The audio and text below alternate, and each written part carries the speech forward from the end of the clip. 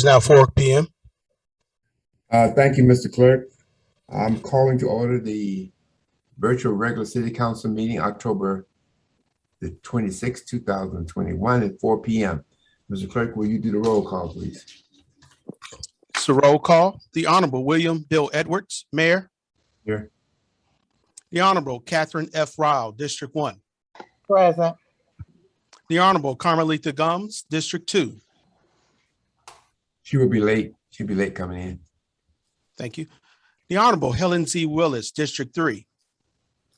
Present. The Honorable Naima Gilliard, District 4. Present. The Honorable Corey A. Reeves, District 5.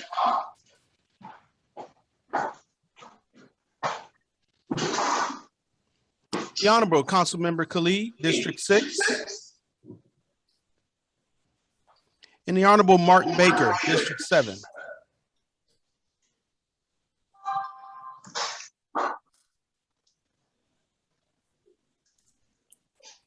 Mr. Mayor, you do have a quorum. Okay. Invocation by a chaplain, please. Yes, sir. Yes, sir, Mayor. Let us pray. Dear gracious God, we are eternally thankful for things always happening around us, but you tend to keep us together, blessed and doing your will. Continue to bless our mayor and council and all our department heads, oh God, as we continue to serve this great city, the city of South Fulton. So we thank you in advance for all things. In Jesus' name, amen. I pledge allegiance to the flag of the United States of America and to the republic for which it stands, one nation under God, indivisible, with liberty and justice for all. Mr. Clerk. Yes, Mr. Mayor, the next item on the agenda is the adoption of the council agenda. Mr. Clerk, before we go any further, I would like to remove from the consent agenda under number 10, items 3 through 17. Also, item 18 and 19 on the regular agenda, and item 31.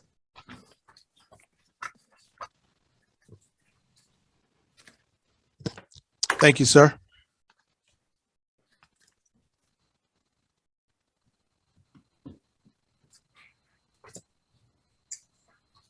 Anything else, Mr. Clerk?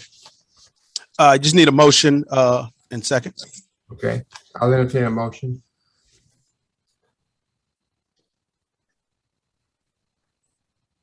Can everyone? Move that we approve.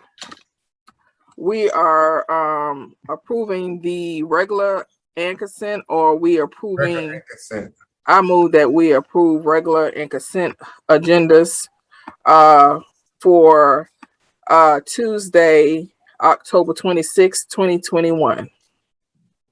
Is there a second? Second. Properly moved and second. Any discussion? Hearing none, let's vote, please, Mr. Clerk. It's a roll call vote to approve the agenda as amended. Councilmember Rowell, Yes. Councilmember Gumbs, Mayor Pro Tem Willis, Yes. Councilmember Gilliard, Yes. Councilmember Reeves, Councilmember Khalid. Yes. Counted for. Thank you. Councilmember Baker.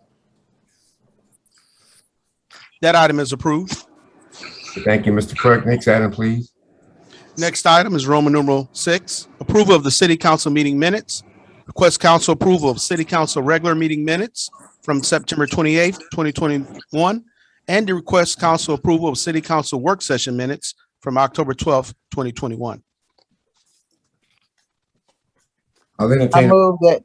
I move that we approve the city council regular meeting minutes from September 28th, 21, and the city council work session minutes from October 12th, 2021.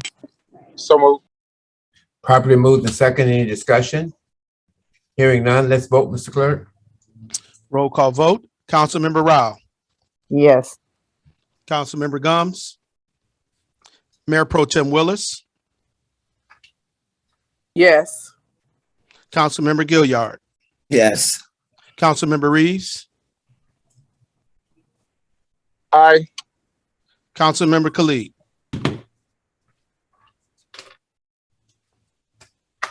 Councilmember Baker.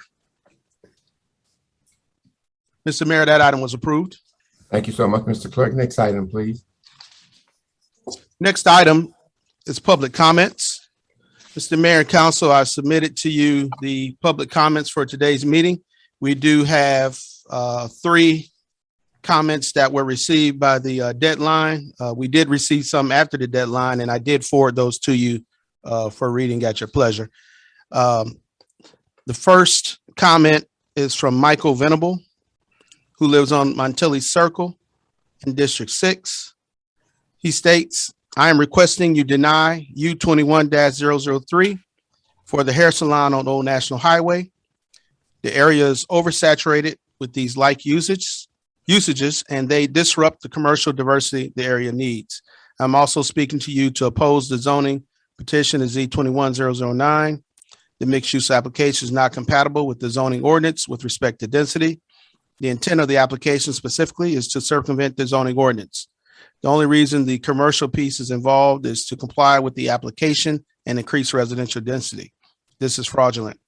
The commercial piece has no definite plans or confirmed tenants. Mix also allows C2 uses, which are detrimental to the existing C1 commercial plaza. The residential component does not comply with the current zoning ordinance density. The applicant does not wish to maintain quality features such as 3 or 4 side masonry siding, crown moldings, real hardwood floors, and stone countertops throughout. And any clubhouse should have kitchen facilities, space for meeting, and entertainment like ping pong or pool tables, computer gaming, and the like.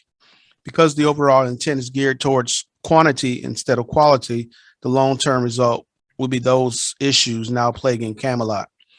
At the press conference, talk was made about kicking the can down the road by approving this petition. It is exactly what is being done, literally. A commercial piece full of low-end financial institutions, personal care such as beauty, barber, and tattoo, smoke shops and massage parlors, discount retail, and auto wheel and parts stores is what this rezoning would allow. The residential component is nothing but a precursor to a transient center out of area investors renting to the disenfranchised. With larger lot size, single family homes on West Road to the north and high-end subdivisions on North Fayette County to the south, this development will be totally out of place and negatively affect the area. For the sake of the Old National as a whole, this petition should be denied. Folks are trying to run big game on you. Mixed use density and zoning does not comply with the current area land use zoning density. End of comment. The next comment is from Alvin Reynolds, who lives on Kings Place in District 7. He states, Z21-009, this case does not fall in line with the current land use zoning, though throughout this area. Changing the zoning from C1 to MIX does nothing for an area that needs more vibrant commercial usage, which falls under the current zoning listed. This development produces several issues and traffic concerns. Safety, homeowners, and business owners adjacent to this project are not in favor of it and trying to cram 8.1 units on an acre of land with no amenities other than a walking trail through wetland down and back. This area deserves much better than this. Please deny this project and not allow it to linger any longer. Case U21-003, I can't believe we are still considering another hair salon in this area. How and when will this area ever move from oversaturation of the same types of businesses and developments? Please deny. Next comment is from Kathy Lachelle Smith, who lives on St. Paul Drive in District 1. She states, please upgrade or remodel police station on Old National. It's horrible inside and out. What a disgrace for our community. That's the end of the comments received by the deadline. Thank you, Mr. Clerk. Next item, please. Next item, we are at the public hearing section of the agenda. The first public hearing is a public hearing regarding a request for alcohol license revocation, 50 MRB Incorporated, doing business as 50 Yard Line. Okay, thank you. Before we move forward, I want to make everybody understand that this is not a trial. I will allow 5 minutes on both sides. The attorney for the 50-yard line and the police department, in which I would allow another 10 minutes for communities to speak for or against. Okay, so I'll open the public hearing now for a total of 15 minutes per side. You want the opening statements first, or you want to start with the comments? Oh, I'm sorry, staff comment. I'm sorry, staff comments. I'm sorry, Mr. Clerk. Police Department? Yes, good afternoon, Mayor and Council. As you all are aware, the Police Department initiated an investigation into the 50-yard line after receiving a number of tips and complaints about illegal activity occurring in and around the business. As a result, I assigned the investigation to our Gangs and Narcotics Unit, Lieutenant McKessie. She's actually on the line. She'll give you a synopsis of the investigation itself. Lieutenant McKessie. Hi, this is Lieutenant McKessie. During the investigation, we actually sent an undercover police and confidential informants to make undercover buys inside of the 50-yard line. This was in the presence of employees and management. There was narcotics openly out on pool tables and on the bar areas. And at that time, we made 4 controlled buys inside of the location, in which we obtained a search warrant for location and did retrieve narcotics from inside of the location and a handgun from inside of the kitchen. And there were other narcotics found. I'm sorry. There were other narcotics that were found on individuals that were actually inside of the location that had left the location during the pre-surveillance before the actual execution of the search warrant. Okay, Chief. So, Mayor, as you are aware, this is part of an ongoing investigation, and there's some parts of it that we won't be able to discuss. But as far as the investigation goes, that's about what we're willing to divulge at this point. Okay. Mr. Clerk, I will give 5 minutes to the other side. Yes, I believe Attorney Waters is representing the license holder, Ms. Harriet Bryant.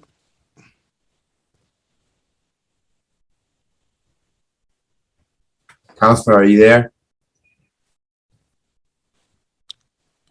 Ms. Waters or Ms. Bryant? I am sorry. I was talking and forgot to take myself off mute. My apologies. Good afternoon, Mayor Edwards and the members of the City Council. I am the lawyer representing 50-yard line.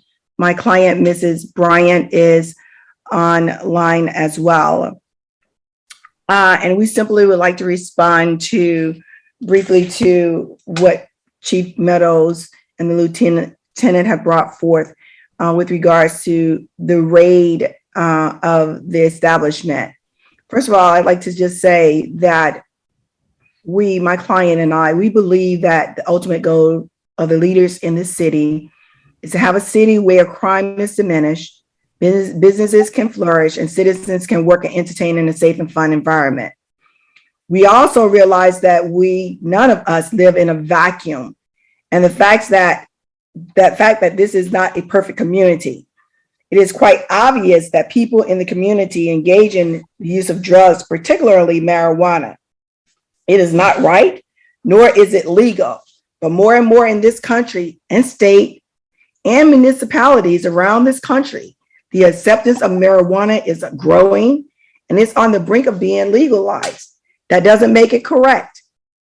And I want you to understand that I'm a lawyer and I'm an officer of the court. And when there are illegal activities, there are illegal activities. But this seemed to be a lot of overreaching and no measures to help businesses to make corrective measures. Business owners cannot be charged with trying to police every individual that come into their business establishment.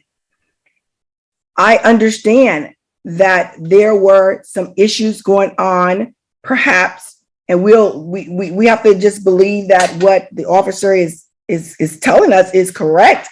But according to what the inventory indicated that I received, it amounted to less than 2 ounce of marijuana that was retrieved within that club on the night of the raid.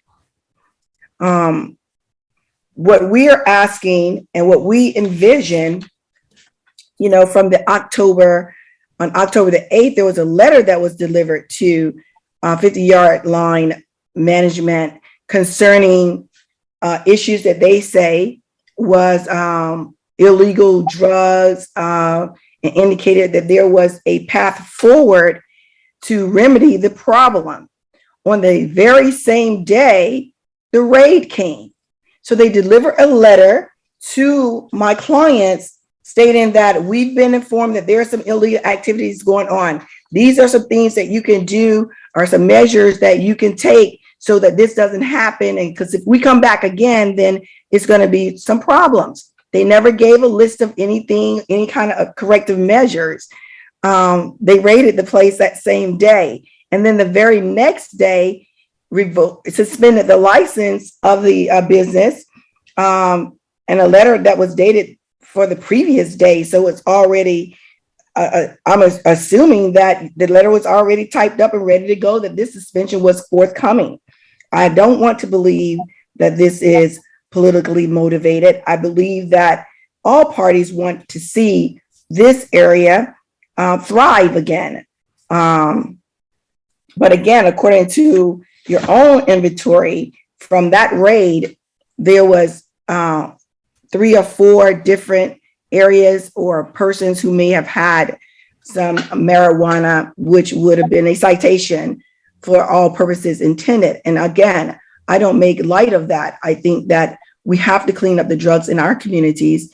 We have to clean up the crime in our communities, but we cannot charge business owners with doing that alone.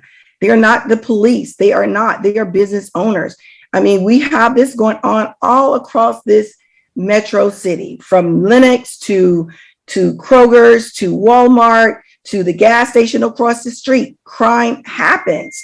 And we're asking our owners to somehow be, you know, the ears and eyes and the police, if you will, to stop this from happening when the police itself cannot stop it from happening. We have gang violence. We have all kind of crime that is going on. It's a problem.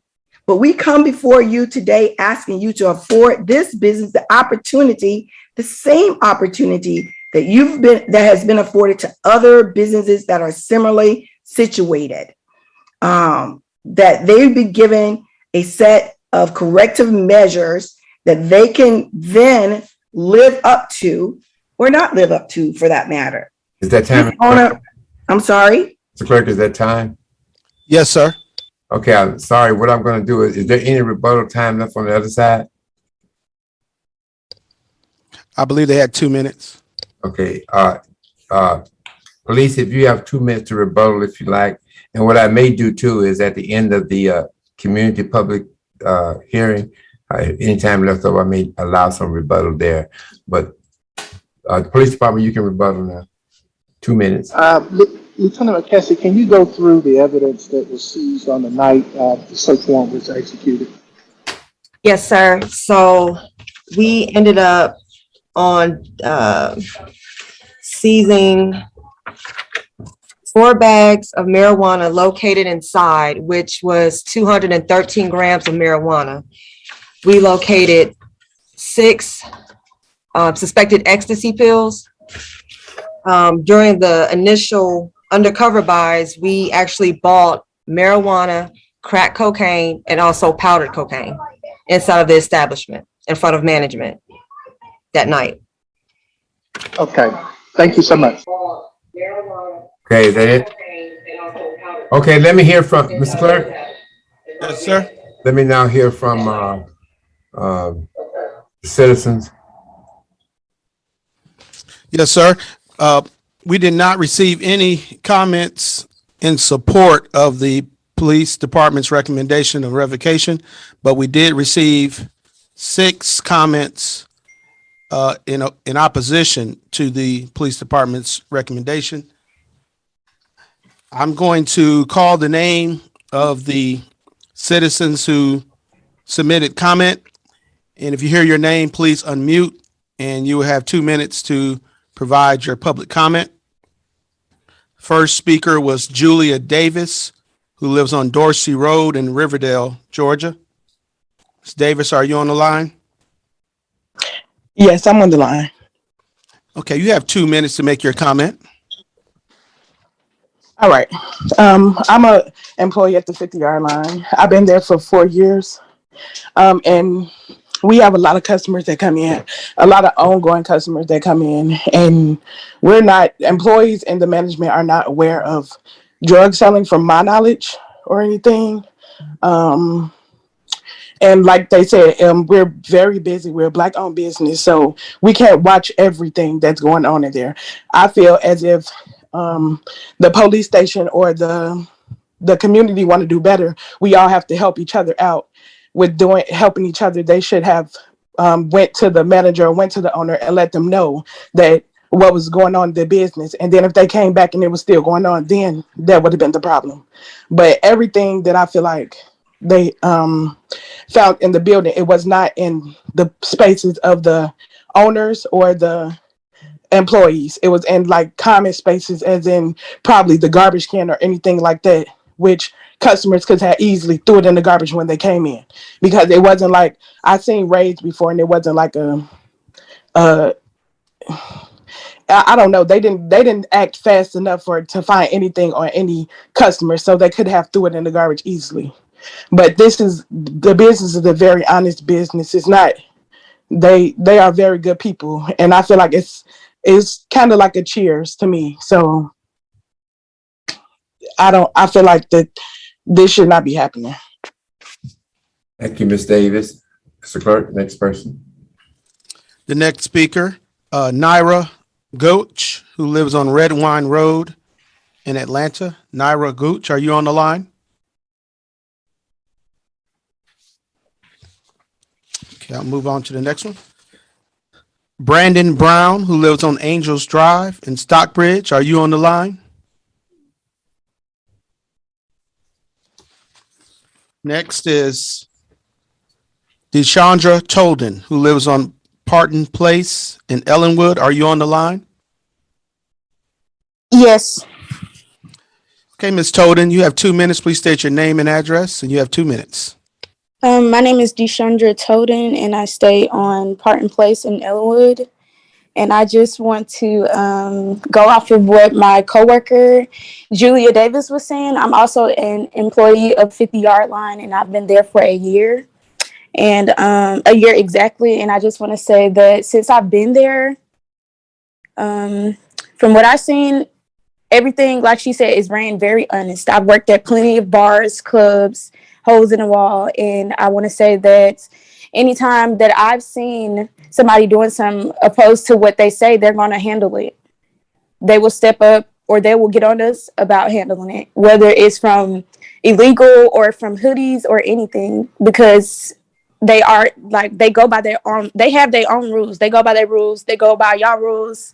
And I think I was not there when the raid happened, but I just want to say that I think this is unfair and that I don't believe it. Everything that's being said, I don't believe it at all. Thank you, ma'am. Next person, Mr. Clerk. The next speaker is Julia Anderson, who lives on Shenandoah Trace in Fayetteville. Ms. Anderson, are you on the call? Ms. Anderson. So, Mr. Mayor and Council, what I would do, I'll go ahead and read into the record the written statements that were provided. There are 4 of them, so I'll put 8 minutes. Go ahead. First one is from Julia Anderson, who lives on Shenandoah Trace in Fayetteville. She states, my comment is concerning the alcohol license. I was just having dinner and enjoying the amazing food and entertainment. The raid happened and was a total violation of everyone in the business. I have never experienced anything like this, and it was completely pointless. A lot of chaos and confusion as to what they were raiding. felt like an attack on a business that had no control over the customer that enter into the building as long as they are 21 and no firearms. The police force was overboard and uncalled for. Thankfully, I got to enjoy the time I was there and the service was amazing. The problem seems to be with the higher ups more so than the entertainment we get to enjoy in this area. Next is Nara Gooch, who lives on Red Wine Road in Atlanta. She states the owners and staff are not aware of any drug transactions being made in the 50-yard line sports bar and grill and have taken all necessary precautions as a business to keep drugs out of the establishment. Those who actually concealed and brought drugs into the establishment should be punished and not the actual business. Next is Brandon Brown, who lives on Angels Drive in Stockbridge. He states the 50-yard line has the best food and the greatest bartender service in the city. I've never seen or heard of any illegal activity while I've been there personally. Owners are mad sweet, and it's always a safe, cool environment when I'm there. Please give these minority business owners what they need to survive in this already declining economy. And the last comment is from T, who lives on Delano Road in District 3. She states, my comment is based on the 50-yard line alcohol license. I've been working at the 50-yard line for going on 3 years now as a hookah girl. And what I can say is this was my first bar I ever worked at. And all these years of working there, I've never felt unsafe, felt like I was in any danger, nor do I see any illegal activities going on in the bar. The security is always on point in making sure each customer is checked properly every night before entering. The staff there is nothing but amazing. Great customer service. I love being an employee at the 50-yard line, and I want to continue to be one. So please, please, please let them get their alcohol license back. That's the end of comments, Mr. Mayor and Council.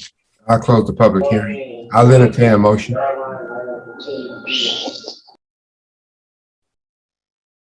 I move that we. Mr. Mayor? Mr. Mayor, Mayor, what? Yeah, I recognize you. Go ahead. Are you making a motion?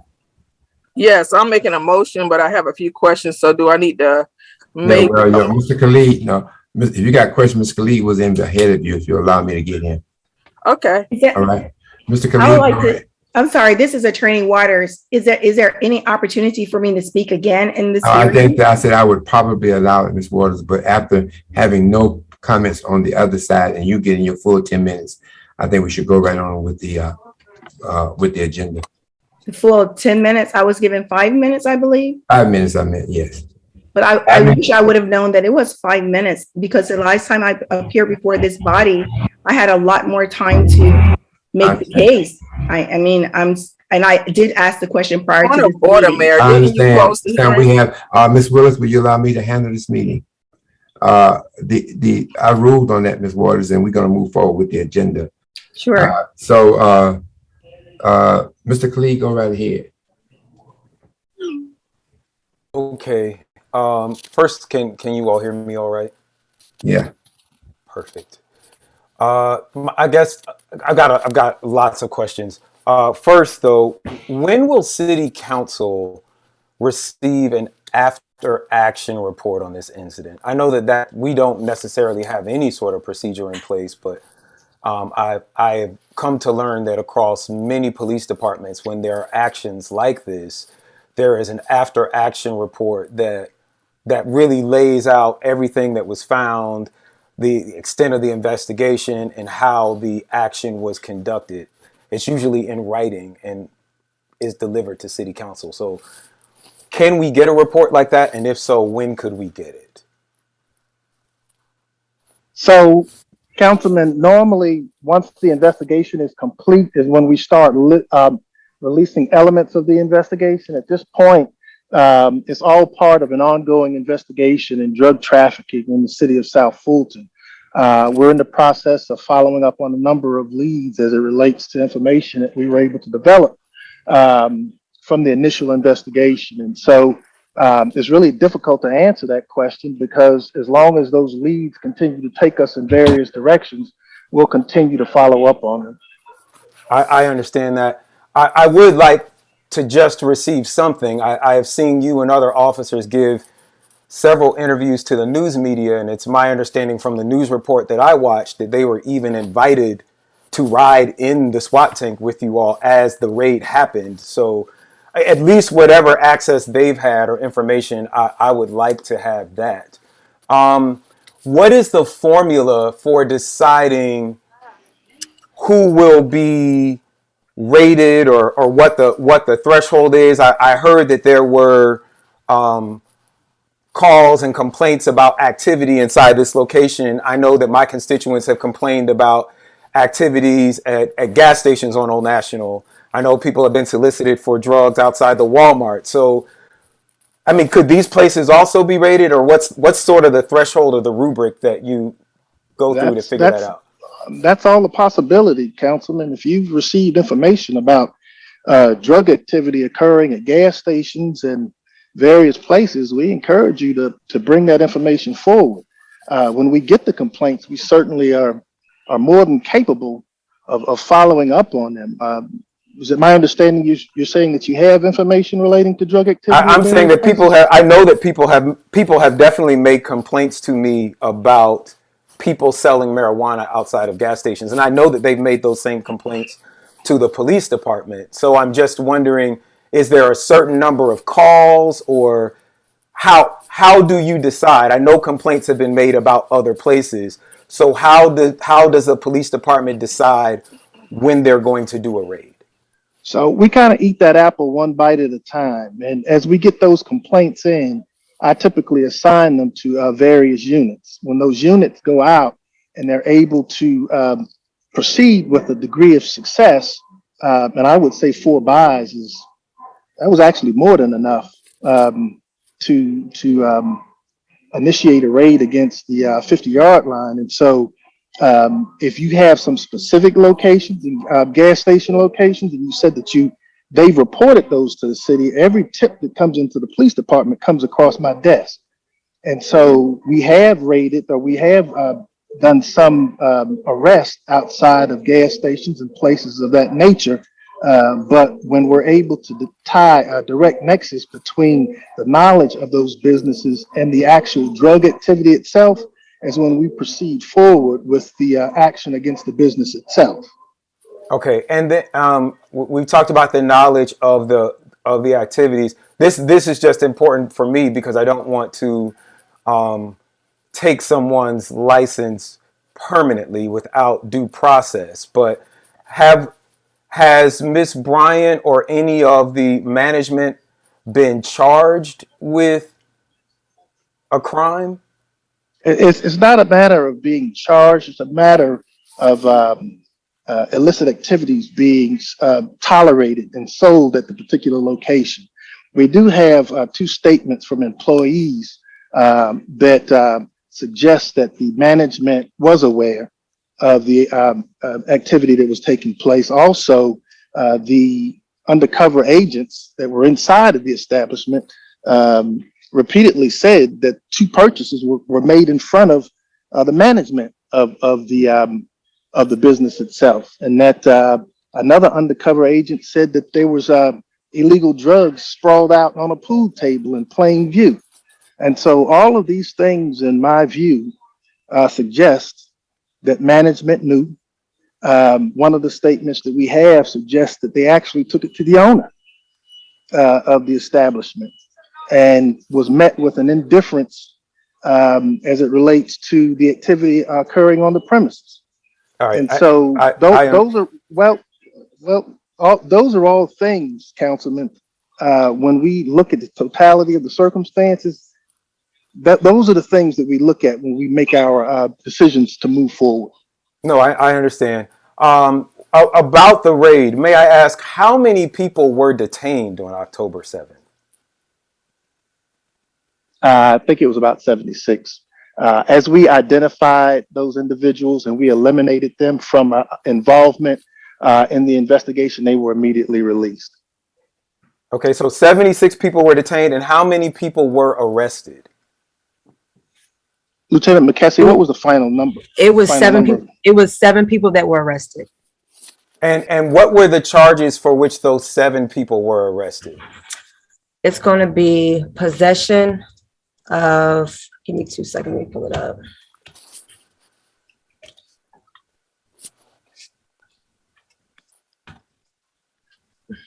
I just had it up, my computer just Right, went. and I'm sorry to while you're looking it up, I'm sorry to take so much time with these things, no, but this is the kind of information that would be helpful in an after action report, and I wouldn't have to ask it. Oh, okay, so basically there was 5 people that were charged with possession of marijuana with intent to distribute, 1 possession of cocaine and marijuana less than an ounce, 1 possession of marijuana less than an ounce.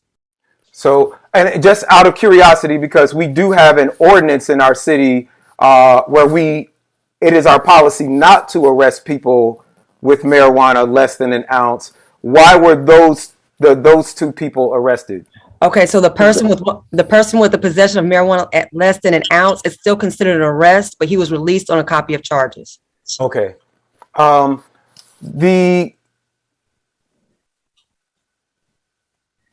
want to go back to this concern because Judge Barwick, I listened to the hearing yesterday, and she was saying that an alcohol license is a piece of property of its owner, and it can't be taken without due process.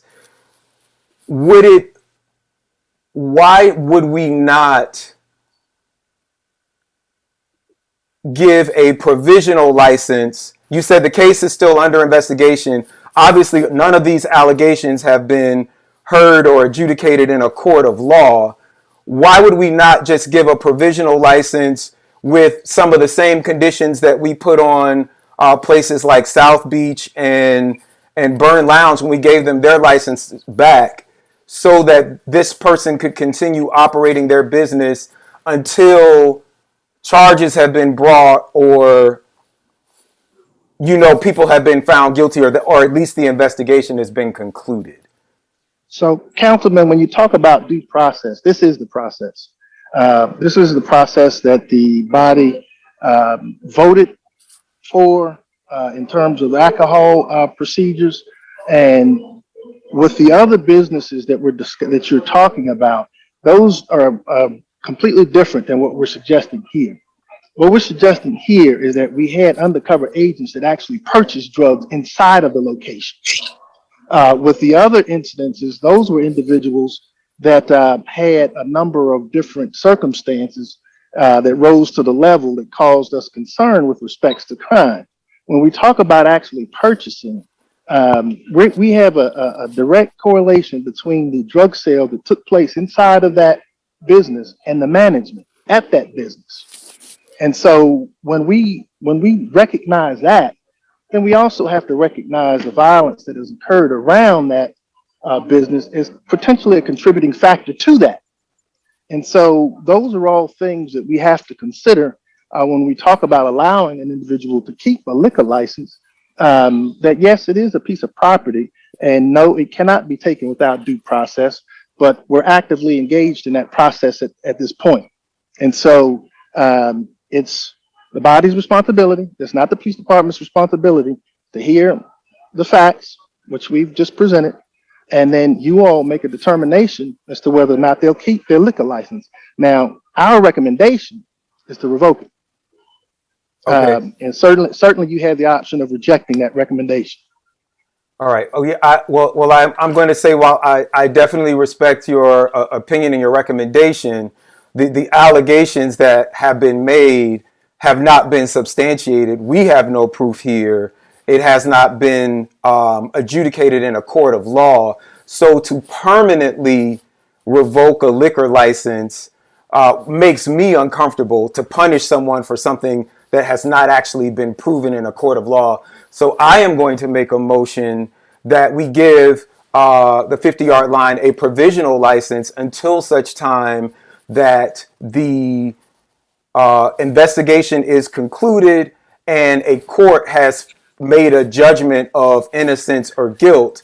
And the conditions that I would put on that provisional license would be the same ones that we have put on Burn Lounge and South Beach, that 2 South Fulton police officers be present at the door, working paid for by the bar from sundown to close, and that there are cameras on the inside that are approved by the police department and accessible. We're out of town. We're out of So time. that would be my motion. Second. Properly moved and second. Any discussion? I have a substitute motion, Mayor. Okay, Mayor, I want to make a substitute motion. Yes. Go ahead, ma'am. My substitute motion is to uphold the recommendation of our Chief Law Enforcement Officer, Chief Meadows. Okay, is there a second to that? Second. That's second. We will vote on the substitute first. Mr. Clerk, any discussion on the substitute, Rep? I have discussion. Okay, go ahead, Mr. Baker. Go ahead, and I'll ask my questions after Mark Baker. Okay, Mr. Baker, go right ahead. I just think that there's a lot I want to say, but I'll just make it really brief and say that this is the first time I believe in the history of our city that a motion has been made outside of the person who represents the district regarding something as serious as this. I've met with this owner. I understand that this business has been open for 25 years. 25 years is a long time to hear a quick case and make a permanent decision, especially if they've never had their license revoked in that 25-year period. The shelf life of most clubs or businesses like this is about 2 years on average, if they make it there. I don't even believe South Beach made it there. But for us to first not allow, anyway, I just want the 25-year to sit out there. I believe that our police chief should give them the opportunity to have, or we should give them the opportunity to have the corrective action that we've allowed other businesses to have, given the circumstances of the measures that we're taking. Thank you, Ms. Mayor Pro Tem, go ahead. So the first thing I want to do is thank our police chief and all of the police officers for putting their lives on the line every day to do what it takes to keep this city safe. I trust our police chief. I trust his discretion. One thing about our police chief that I do know is that he is fair. And so I have a few questions for you, Chief Meadows or Lieutenant McKessie. Where was the owner of this club that night? The owner showed up after the actual execution of the search warrant. Okay. Who's responsible for the day-to-day activities and the activities that go on in the club and outside of the club? That would be the responsibility of the owner and management, Councilwoman. I've spoken to many businesses that operate within the city of South Fulton, and most of them operate without illegal drugs being sold inside of their establishment. In fact, I had a conversation with a young lady this last week and I frequent, their business, and so it's not the police department's responsibility to set policy and protocols inside of the business. That's the business owner's responsibility. We sit down and we help to support that however we can. And if there's a culture of tolerance there, then that makes it difficult for everyone. So, Chief Meadows, how much, or Lieutenant McKesson, how much drugs were found? There was a statement made by the attorney that there was less than an ounce of marijuana. The clock is going and I'm asking a question. There was less than an ounce of marijuana found. Mr. Clerk, you should cut it off when she's asking a question. Go right ahead, Mayor Pro Tem. There was less than an ounce there were only less than an ounce, accumulation of less than an ounce of marijuana at the night of the raid. And you mentioned that you purchased drugs undercover 4 times on 4 different occasions. So can you speak to that? Because I heard crack cocaine somewhere. Yes, ma'am. So basically, the night of the raid, the night of the execution of the search warrant, we got 213 grams of marijuana, which is more than an ounce, 6 ecstasy pills, 5 grams of crack cocaine, and 3 guns. One of the guns were actually located inside of a vehicle of a patron that was actually out, that during the pre-surveillance was entering back and forth from their vehicle into the 50-yard line. The 4 occasions of the undercover buys, we did, obtain crack cocaine, powder cocaine, and marijuana.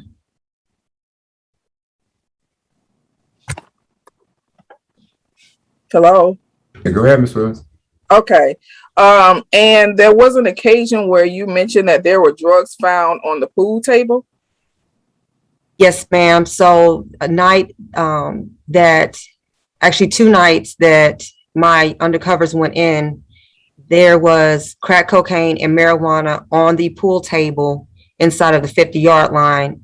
Management was actually seen near the pool table right before the undercover buy was made, and actually stood there during the process of the buy. And so this is not about less than an ounce of marijuana. This is about illegal substances involving crack cocaine, marijuana, pills, and weapons, correct? Yes, ma'am. Okay. Last question I have before I close out with my statement. I'm still asking questions and the clock is going. Does the police, Chief Meadows, even though we have a policy not to make arrests less than an ounce of marijuana, does the police still have discretion according to state law? Yes, we do. So can you please expound on that policy?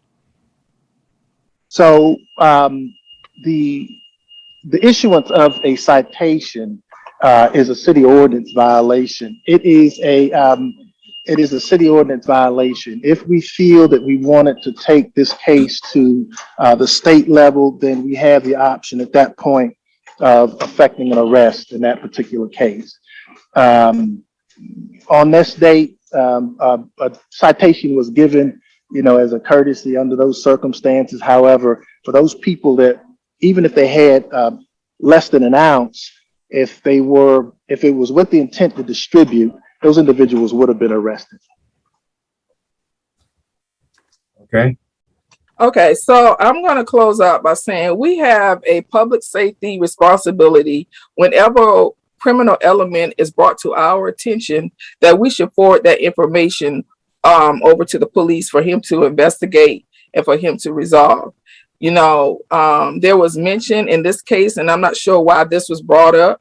I don't understand why Burn Lounge was brought up. I don't understand why Walmart was brought up. I don't understand why any other business was brought up in this situation that is dealing with the 50-yard line. What I will say is that it is a slap in the face of our police officers who go out and try to do everything in our power to keep us safe. It is a slap in the face for them to spend time to go out, investigate, and try to keep the criminal element of ours out of our city. And then we turn around and we ignore our highly decorated and well-respected chief law enforcement officer recommendation to do what it takes to keep our city safe. If Chief Meadows has made the recommendation that this club liquor license needs to be revoked, and he has laid out a clear case, this case is different from what was presented in Burn Lounge. So he said he deals with each case individually. I have heard from residents consistently complain about the criminal element in this club for years. I will not put anyone on blast, but for years this has been going on. So, which is why Chief Meadows and his investigators launched an investigation, and which is why they found what they found. 4 drugs buys 4 times. If there weren't any drugs in this establishment, then we would not be here. So it is a shame that we are here. This is not an indictment on people doing business in this community. We support business, but we want good business. We want safe business. We want healthy business. I would like, Mayor, for us to go ahead and proceed with the vote. If anybody doesn't have anything else to say, No. You've had a lot. We want to recognize Dr. Rowell, then I'll ask for the vote. Okay. Actually, Mayor, I am in the queue to speak on this substitute motion. I have not spoken on it. Excuse me a minute. We're going to go to Dr. Rowell, then over to Mr. Khalid, and then I'm going to ask for the vote. Dr. Rowell. I wanted to know what period of time these particular buys took place. And my second question, I know we talked about pending charges, and I think Councilman Khalid alluded to cases going to adjudication. I want to verify, are there any charges against the owner as it relates to these, or were all of these patron buys?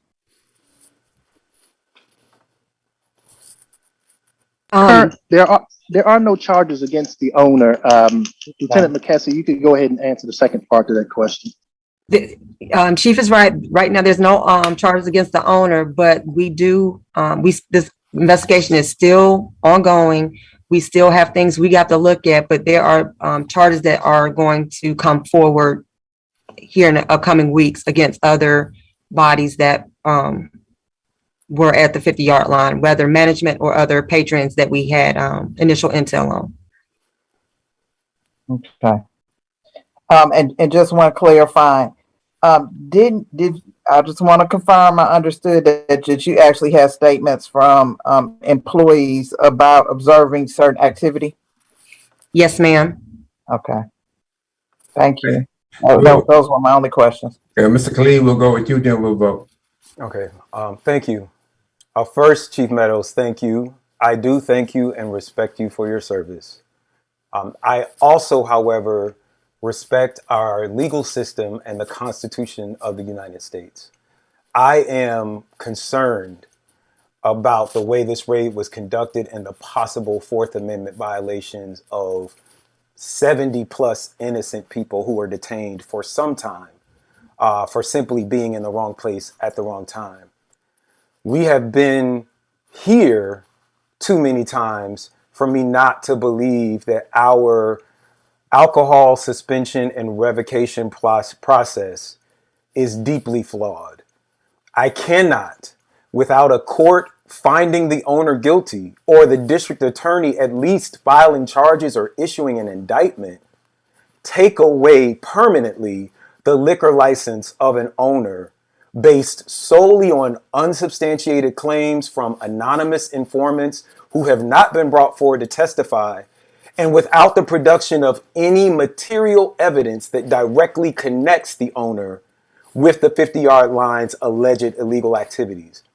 I am concerned that this case is being tried publicly in the media and now in our city council before any such charges have been brought. No one's liquor license should be permanently revoked due to alleged criminal activity until those license holders have been found guilty of such criminal activity in a real court of law.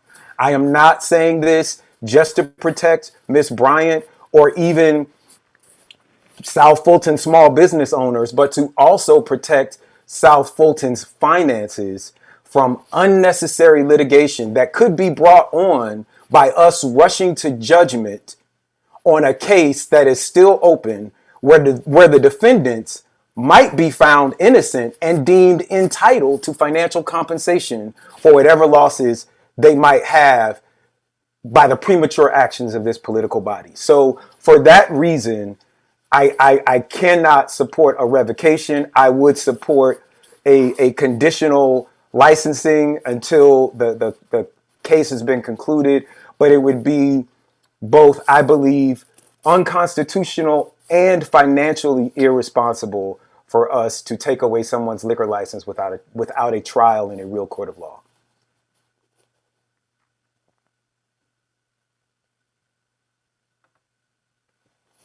So, Mayor, Councilman, Mayor, can you let the attorney opine to that, please? Since he's made the allegation that we're doing something that is unconstitutional.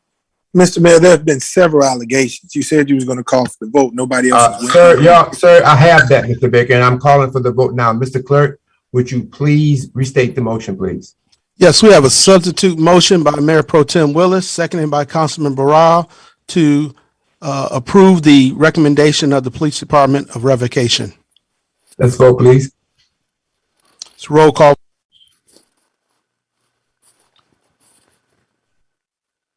Yes. Councilmember Gumbs, Yes. Mayor Pro Tem Willis, Yes. Councilmember Gilliard, Abstain.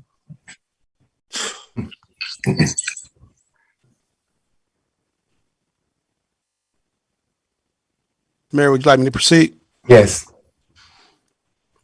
Councilmember Reeves, Aye. Councilmember Khalid, No.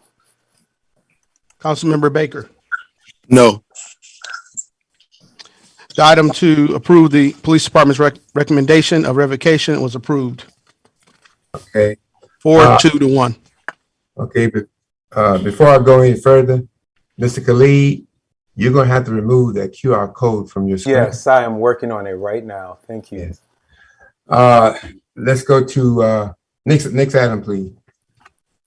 Next item is item 4, public hearing and request for council approval of alcohol license for Clifton Station Incorporated, doing business as BP, for retail sales of malt liquor, malt beverage, and wine at 6890 Campbellton Road, Atlanta, Georgia 30336. I'll entertain a motion.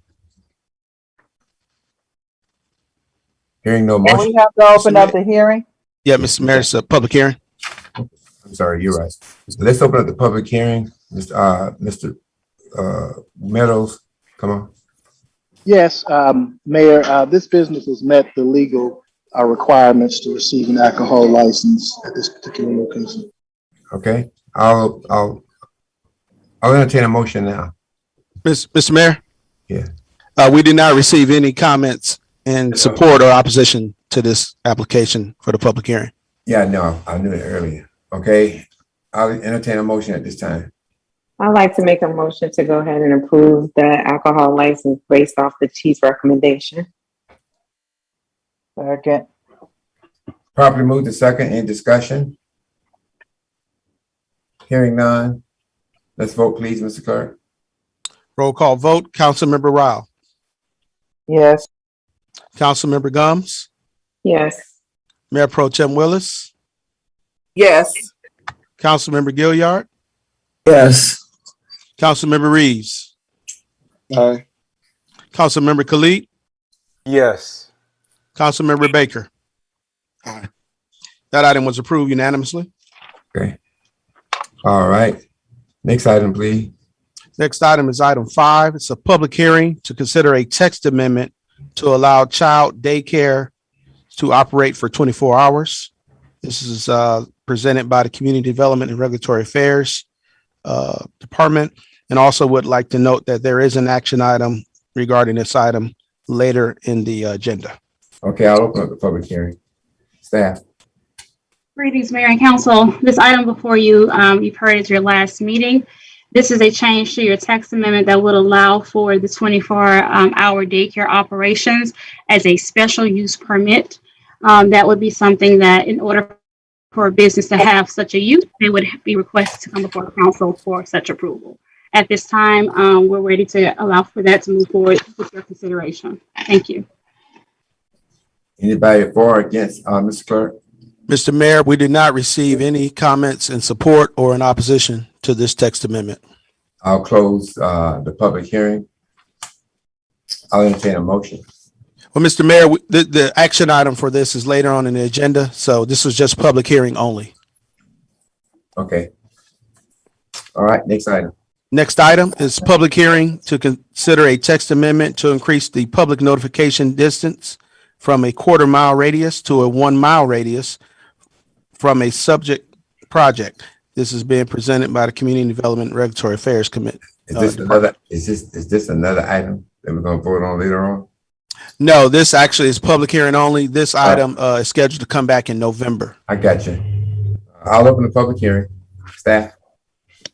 This item went before the Planning Commission earlier last week. They supported and recommended an approval of this item when it comes before you. This would allow for there to be an extension of notifications going out to the public when zoning changes are being had. Currently, we have it at 1/4 a mile, which is a quarter mile, and we're looking to expand it out to a 1 mile radius. Thank you. Okay, I'll close the public hearing. Mr. Mayor, we did get one comment in support of this item. All right. It is from Sonia Patterson. She states, please support a text amendment to increase the public notification distance from a quarter mile radius to a 1 mile radius from a subject project. Our city is a new city, and I am happy to see more involvement by the city's residents in the plans of the city. Please vote to support the amendment to increase the notification radius. And I think that it will not only increase constituent involvement, but it may also improve relations between the city's reps and the constituents. Sonia Patterson, Walden Park homeowner. All right. All right, I'll entertain a motion. Mr. Mayor, this is public hearing only. Public hearing, okay. That's what I asked up front. Okay, next item, please. Next item is item 7. We're at the rezoning, variance, and modification cases. Item 7 is U21-003. Council to consider a use permit at 5610 Old National Highway for a hair salon. This is located in District 6.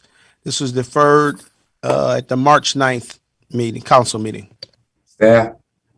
Yes, sir. There's been no changes to this particular item, so it's now ready for your consideration at this time. Thank you. Thank you. I'll entertain a motion.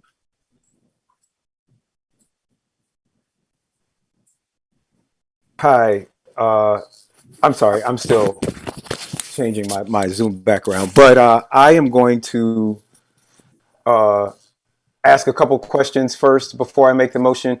Ms. Reed, I did see in this report that there were 15 other hair salons already on Old National. Is that correct? That is correct, sir. Right, and those are per our conversation. Those are just the commercial hair salons. There may be dozens of other hair salons along Old National that are operating as private businesses in people's homes. Correct. All right, and so I'm going to go ahead and make a motion to deny this special use. It is inconsistent with our special use conditions around like uses. So moved. Properly moved and second. Any discussion? Hearing none, let's vote, Mr. Clerk. It's roll call vote to deny. Councilmember Rowell, Yes. Councilmember Gumbs, Mayor Pro Tem Willis, Yes. Councilmember Gilliard, Yes. Councilmember Reeves, Aye. Councilmember Khalid, Yes. Councilmember Baker. Aye. The motion to deny was approved. Okay, next item, please, sir. Next item is item 8, Z21-009. Council to consider a rezoning at 7445 Old National Highway for the purpose of constructing a mixed-use townhome and retail development. It's located in District 7 and was deferred at the August 24th and September 28th meetings. Okay, Mr. Baker. Yes, I believe that they have some more information that was presented to our staff as recent as today.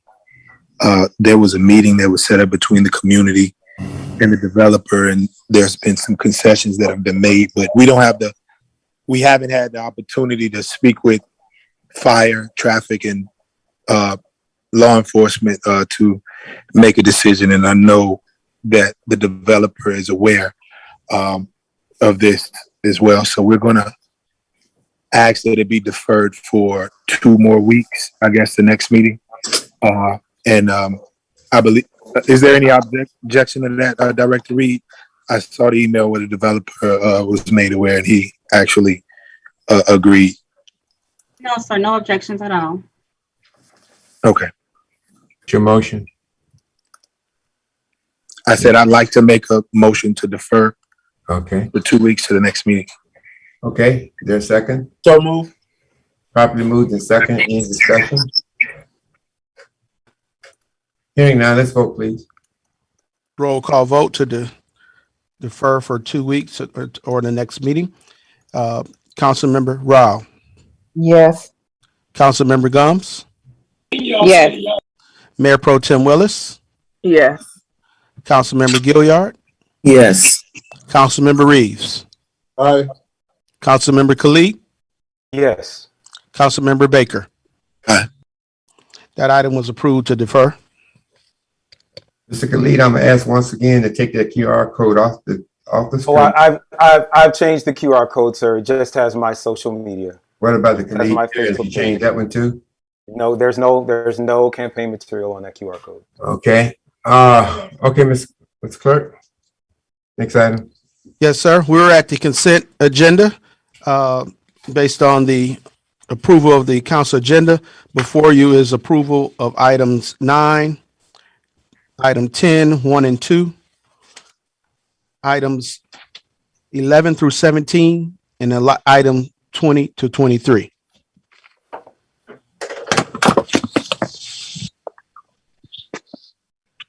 I'm sorry. move Would you that call we those out accept one more time? Excuse me a minute. Who are you calling, Mayor? Mr. Clerk, we're on one? Yes, we're on the consent I'm agenda. still having a problem with Mr. Khalid and his Khalid cares, but I'll deal with that later. Go ahead, Mr. Clerk. Yeah, we're on the consent agenda. So the items before you are items 1 and 2. That's number 10. Items 11 through 17, and items 20 through 23. Okay, I'll entertain a motion. I move that we accept the items noted on the consent agenda for approval. Is there a second? Mayor, Second. before second, but what we asked is for the clerk to repeat what's being approved. We didn't really he went a little too fast. if you Okay, don't once again, Mr. Clerk, if you don't mind, will you tell them? Sure. what- Sure. Mr. Mayor, Mr. Chair, and Mr. Clerk, if you don't mind, when you read the items, if you state what those items are as well. Oh, yes, I can do that. So first is item 9, which is mayor and council proclamations for spreading on the minutes. Item 10, numbers 1 and 2,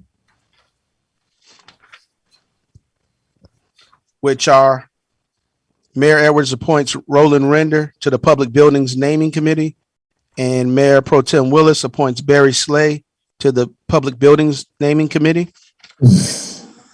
Item 11, which is request council approval authorizing the Public Works Department to install a total of 8 speed cushions to address excessive speeding and cut through traffic on Gordon Street and Lee Mill Road in amount not to exceed $5,895.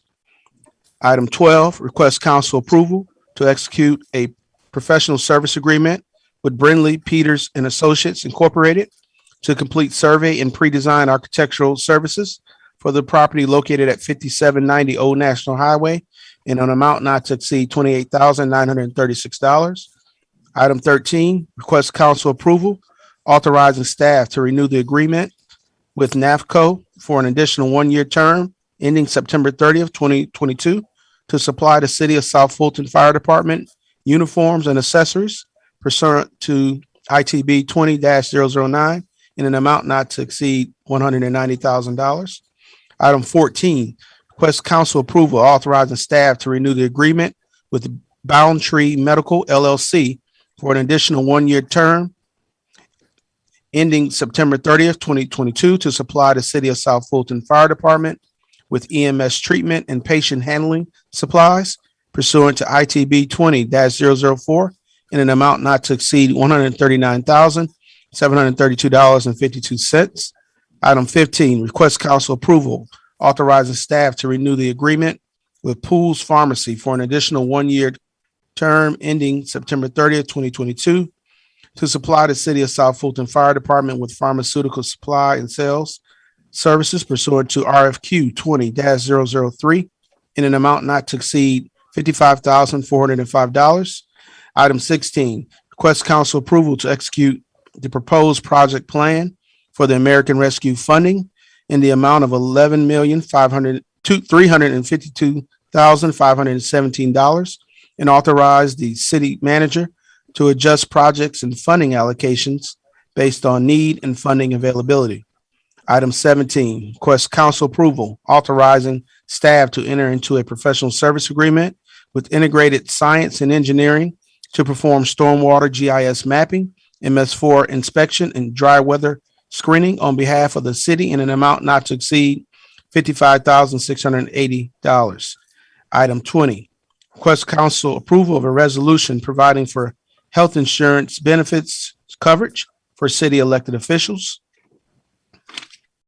Next is item 21.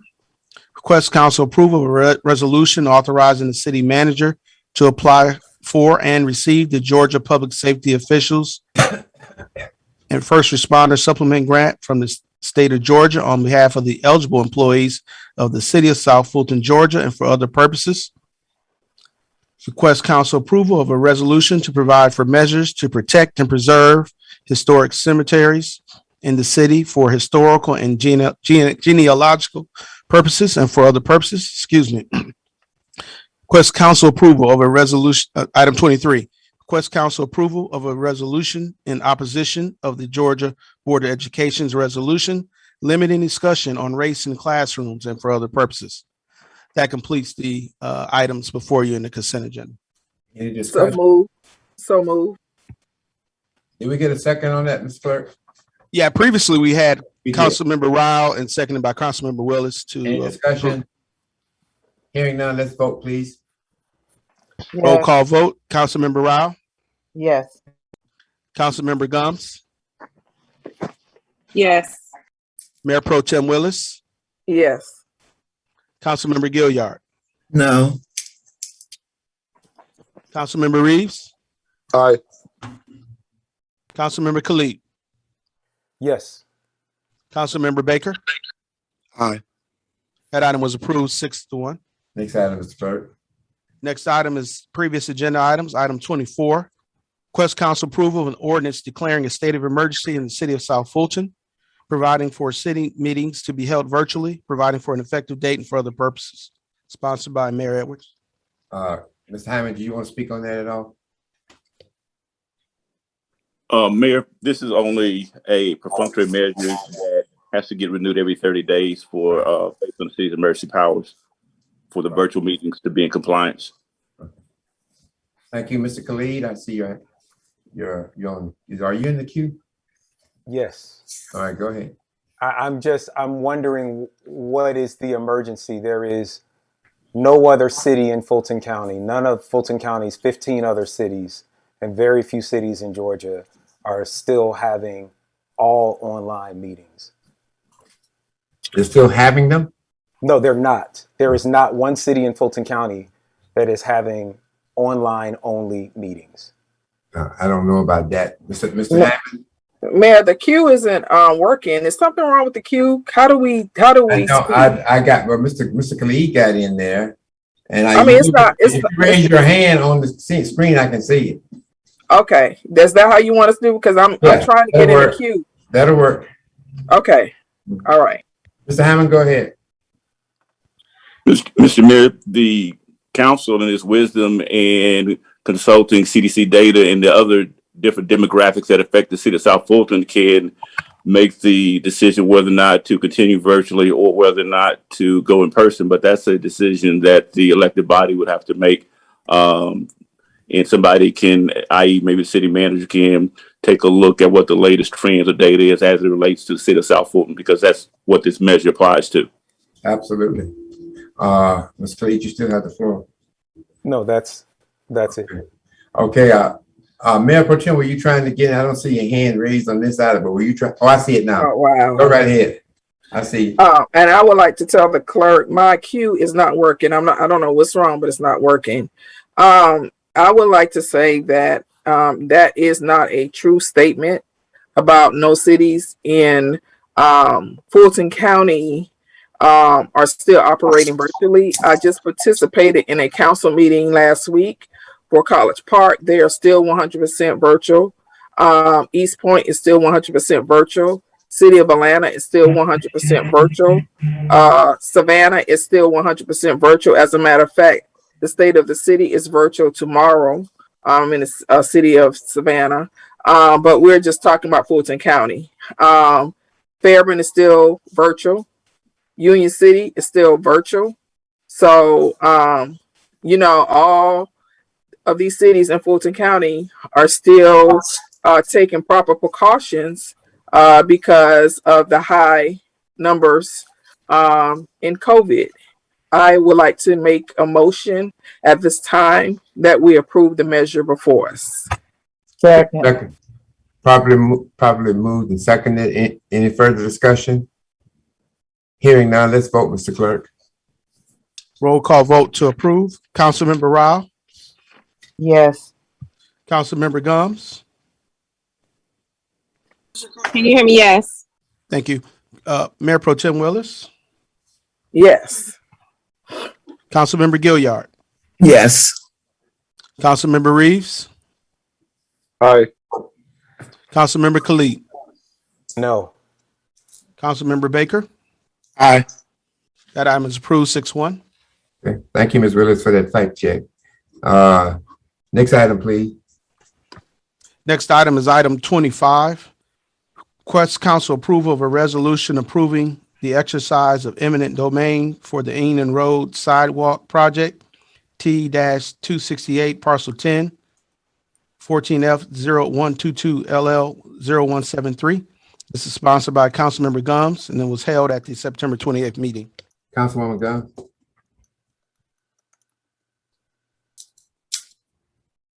I'm sorry, sir. Repeat that. Read it again, clerk. Yes, the item before you currently is request council approval of a resolution approving the exercise of eminent domain for the Enon Road Sidewalk Project, T-268 Parcel 10. Yes, I would like to make a motion to approve. There a second? So moved. Properly moved and second. Any discussion? Hearing none, let's vote, Mr. Clerk. Roll call vote to approve. Councilmember Rowell, Yes. Councilmember Gumbs, Yes. Mayor Pro Tem Willis, Yes. Councilmember Gilliard, Yes. Councilmember Reeves, Aye. Councilmember Khalid, Yes. Councilmember Baker. Aye. That item is approved unanimously. Okay, next item, Mr. Clerk. Next item is the second reading and request council approval of an ordinance to amend Appendix C zoning Article 3, restrictions on particular uses, Section 302, restrictions on principal uses, Section 302.12, daycare facility of the Code of Ordinances, City of South Fulton, Georgia, so as to remove certain restrictions on hours of operation for daycare facilities and for other lawful purposes. This is sponsored by Councilmember Khalid, and you had a public hearing regarding this item earlier. Councilman Khalid. Yes, so again, this is a special use permit. Anyone requesting to have a daycare operate 24 hours would have to come before council and get an approval. As with all of our other zoning cases, I have personally stated that I would not approve any daycares that operate 24 hours except that they be in commercial areas like this one, which sits on Old National Highway. This issue was brought to my attention because we have several essential workers that work in warehouses, that work at the airport, that work in hotels and College Park, PM and overnight shifts. They are required to be at work and they need someone to watch their children. Our city is one of the last remaining cities that don't allow 24-hour daycares anywhere. And so this again would create a special use permit there was actually a daycare that was given a permit by accident and began enrolling families who were dependent on this 24-hour daycare. And then when it was discovered that we didn't actually allow that, that permit was taken away, and those families on Old National had to find other places to live. So this is really just a resolution or an ordinance to rectify an oversight in our zoning. And I'll make a motion to approve. Second. Been properly moved to second. Discussion? I don't see any. Let's vote, please. Roll call vote to approve. Councilmember Rowell, Yes. Councilmember Gumbs, Yes. Mayor Pro Tem Willis, Yes. Councilmember Gilliard, Yes. Councilmember Reeves, Aye. Councilmember Khalid, Yes. Councilmember Baker. Aye. That item was approved unanimously. Okay. Next item, please. Next item is item 26. Request council approval of the proposed 2022 legislative agenda for the city of South Fulton. The city manager is presenting this item. Okay. Ms. Sally. Yes, good. Yes, sir. Thank you, Mayor. Good evening, Mayor and Council and citizens of the City of South Fulton. This item is a carryover from the conversation we had 2 weeks ago during our work session, where we gave a update on our proposed 2022 legislative agenda. There were 4 items brought before you. The lobbyist and I also took notes on some other comments that were made, but that is the reason for this item today, to get your approval so we can forward this information to the South Fulton delegation. And I know our lobbyist, Mr. Andrew Long, is also on in case you have any questions. Andrew? Mr. Mayor, good afternoon. Yes, I am Let me ask you a question. on the case. Yes, sir. Let me ask you a question. Have you received any proposed legislation that was sent to Deborah Bazemore and Roger Bruce? I have not received Concerning anything from. Okay. Yeah, I have not received anything from Representative Bazemore or Chairman Roger Bruce. I have not. Okay, well, I'll hold my question because Ms. Sadler Jones, you were at the meeting the other day when we were talking about emergency response time with all of the fire chiefs. Yes. And there was supposed to have been something forward on to those 2 prospective representatives, but I'll just hold and wait to see what happens. Okay. All right, go ahead, Mr. Long. Okay,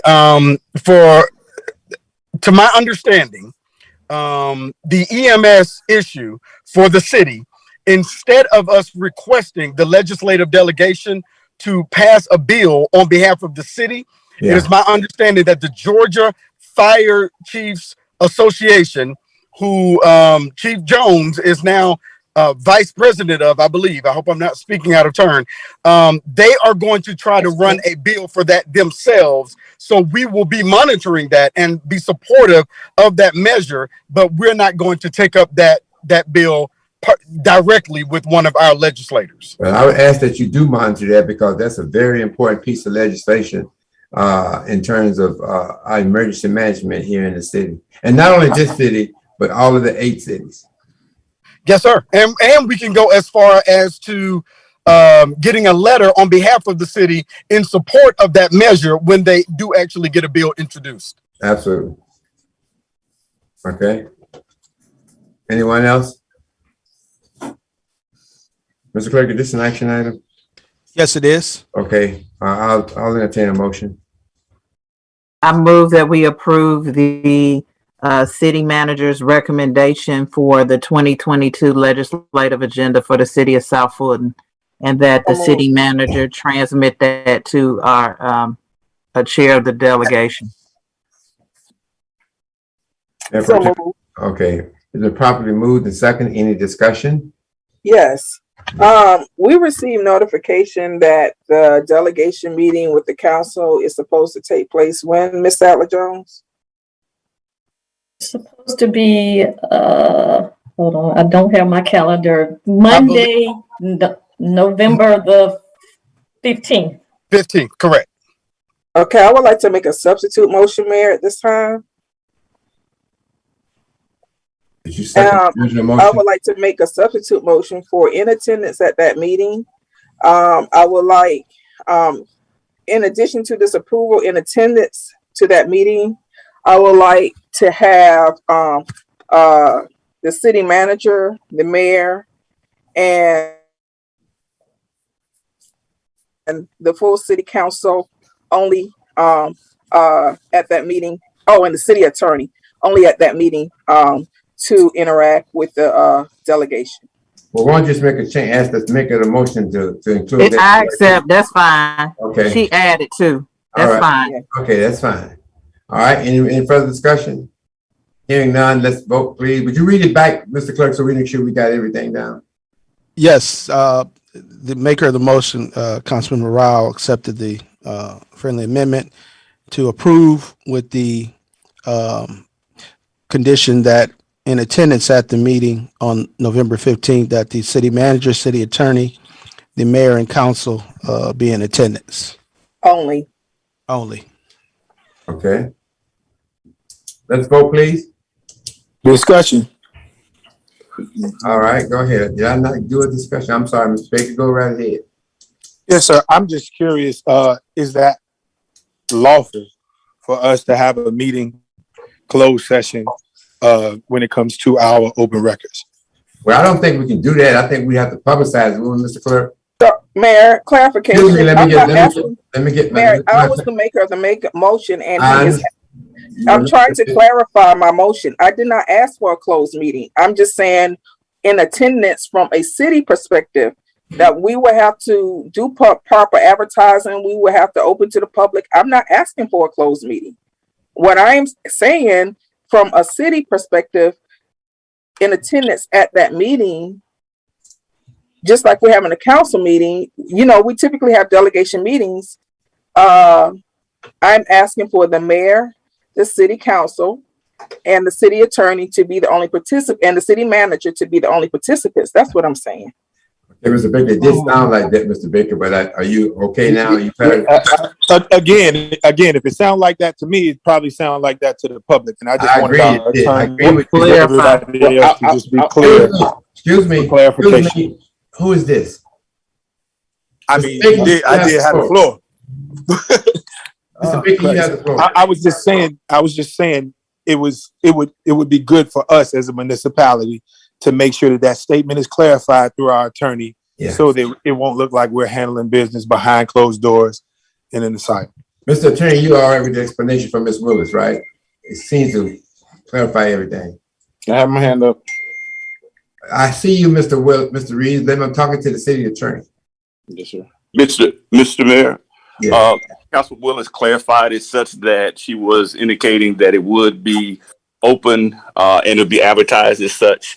And just to make it just even clear is that you would have to at least allow some form of public participation in terms of the notice and the link, but as long as it's properly noticed as such, then it would be in compliance with the open meeting.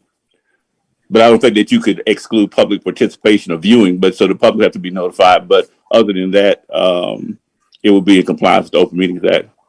We understand. Okay, Mr. Reeves. Okay, so for clarity, what I would like to ask is, when we're saying the attendance of the mayor and full council, we do know on that particular date that there will be some duly new elected, and I just want to add them to be observatories as if anyone wins that outright, to because they will be taking over in January, to know what that conversation is about as just in an observatory manner, and so that they will be incoming and inheriting that when they go to the session in January. Okay. Mr. Clerk, let's vote, please. Mayor, can I add clarification? Go ahead, Miss Willis. What Mr. Reeves is saying, I'm not going to ask for that, because until the persons are sworn in, they're regular citizens like everybody else. They will have the ability to look at the meeting just with the public. I think he said that. I think he used just as an observatory role. Am I right, Mr. Reed? Yes, sir. Okay, yeah, I think he said that. Okay, Mr. Clerk, let's vote, please. Yes, this is the revised motion by Councilmember Rowell, seconded by Councilmember Willis, with the amendment by Councilman Mayor Pro Tem Willis from the staff perspective, from the city perspective, that the city manager, city attorney, mayor, and council only attend the meeting from the city staff. Councilmember Rowell, Yes. Councilmember Gumbs, Yes. Mayor Pro Tem Willis, Yes. Councilmember Gilliard, No. Councilmember Reeves, Aye. Councilmember Khalid, No. Councilmember Baker. Aye. That item is approved 5-2. Next item, please. Next item is item 28. And actually the next 4 items are first read only. Okay. Item 28, first reading of an ordinance to amend various sections of the City of South Fulton zoning ordinance for the purpose of expanding notice requirements related to rezonings and special use approvals and for other lawful purposes. This is sponsored by Councilmember Gilliard. This ordinance is to increase the acreage so that more people can be involved when development is coming to the area. Because there could be, in some instances, a quarter of a mile that could only be 3 or 4 people in some areas. So I think it would do a good service. This is a first read, so that was the purpose of the ordinance. Okay, thank you, Mr. Gilliard. Next item. Next item is item 29, first reading of an ordinance to amend Title VI, Health and Sanitation of the City of South Fulton Code of Ordinances to provide for enforcement of air quality standards and for other purposes. Ms. First Gilliard. reading sponsored by Councilmember Gilliard. Councilwoman Gilliard. Yeah, I'm going to pull this until Attorney McClendon and I can have further discussion about fining for, certain pollutants in the air. And I know that there are some constrictions because it's a federal law and a state law that we have to comply with. So I'm going to pull it and bring it back to the next meeting so we can have some more conversation about it. Okay, thank you, Mr. Friendly amendment, Councilman Gilliard, can I work with you on this legislation? Oh, yeah. Yeah, if you want to, of course. Thank you. Okay, all right, next, Mr. Clerk. Next item is item 30, first reading of an ordinance to amend Title 15, criminal Excuse me, I was offenses. in the queue. Okay, I'm sorry. I'm very sorry, Ms. Rao. Go ahead. I'm looking at both the screen and the queue. I would like to ask Councilwoman Gilliard and Councilman Reeves to, since it's the first reading, as opposed to pulling it, that they just amend, because you can amend up until the time of adoption. So hopefully we can make sure that we get this passed before the end of the year. I would just ask that consideration. That's a good point. And so I would like to double back and instead of pulling it, to amend it. Thank you. Thank you. Second. All right, any further discussion? Mr. Clerk, go ahead, we all right. Next item is item 30, first reading of an ordinance to amend Title 15, criminal offenses, Chapter 2, offenses involving property rights, Section 15-2006, graffiti and vandalism of the Code of Ordinances, City of South Fulton, Georgia, to provide for penalties for defacing and/or desecrating grave sites and cemetery property and for other lawful purposes.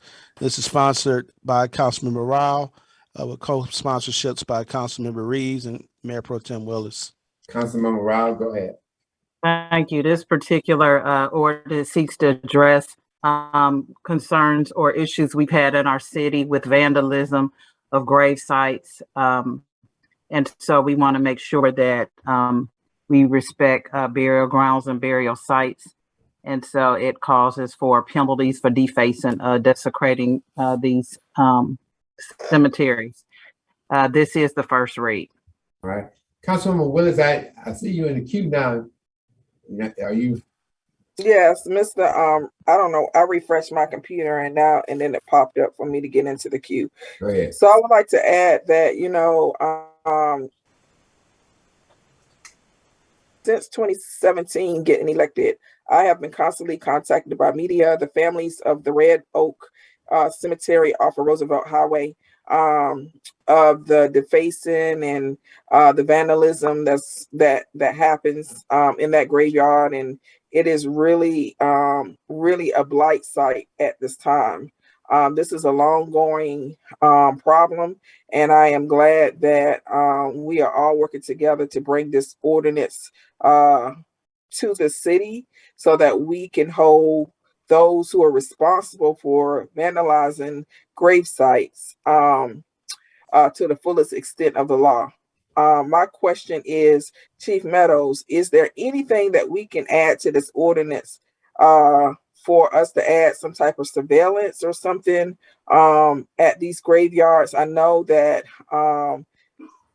it may be a cost issue, but I think that having our police officers constantly patrolling to watch over our graveyards, I'm sure their times can be used more efficiently. Is there any help we can get from the police department to put surveillance at some of these graveyards that have been vandalized so we can catch the persons who's doing it?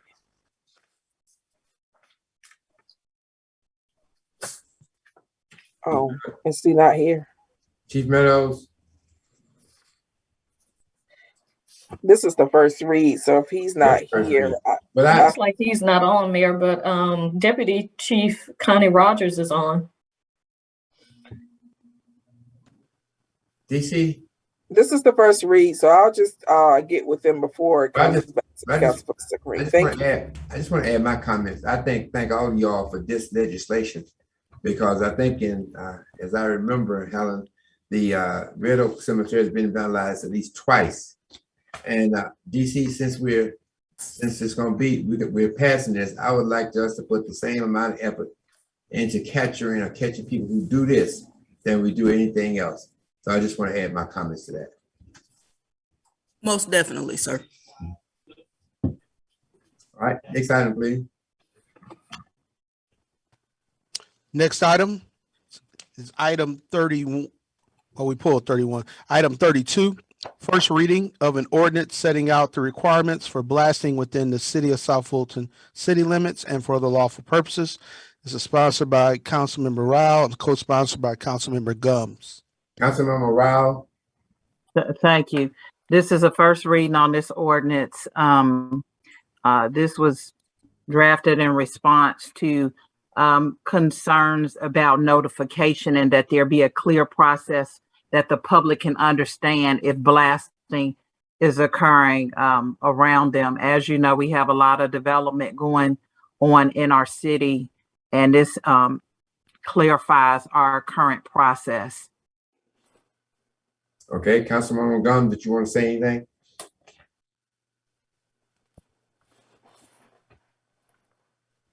Ms. Gumbs, did you have anything to say? Okay, Mr. Clerk. Yes, the last item is executive session. Mayor, I move that we go to executive session for real estate, personnel, and litigation. Do we have any action on all three of those? Yes. Okay, let's take a vote. So you got a second on executive session?